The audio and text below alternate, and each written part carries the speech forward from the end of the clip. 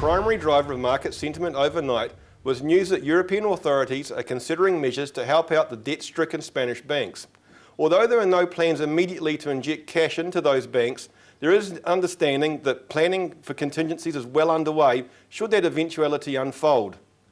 The European Central Bank also surprisingly held their equivalent of the overnight cash rate at 1%. Given the dark storm clouds over both Greece and Spain, a number of commentators had expected a rate cut. However, the head of the European Central Bank basically said that the issue is not one of monetary policy and that it's up to those governments to sort out their own problems. So looking at the impacts on the markets then, in terms of commodities, both gold and oil were up. Oil is now at around $85 US a barrel, and viewers will have noticed the impact in terms of New Zealand pump prices of that lower price. In terms of the markets, the equity markets, the Dow responded favourably, being up around 280 points. Most European indices were also in the same league, up around 2% across the board. In terms of currency, for the Kiwi, it was a good day. The Kiwi increased against the US dollar around to about 76.9 cents. It was up against most currencies with the exception of the Australian. As would be expected for this time of year, lamb kill tallies are beginning to fall off.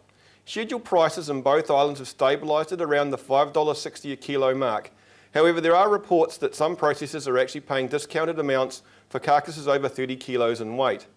In terms of the store market, store prices are still relatively high compared to the 5-year average, averaging around 49% of the scheduled price, whereas the 5-year average is around 45%.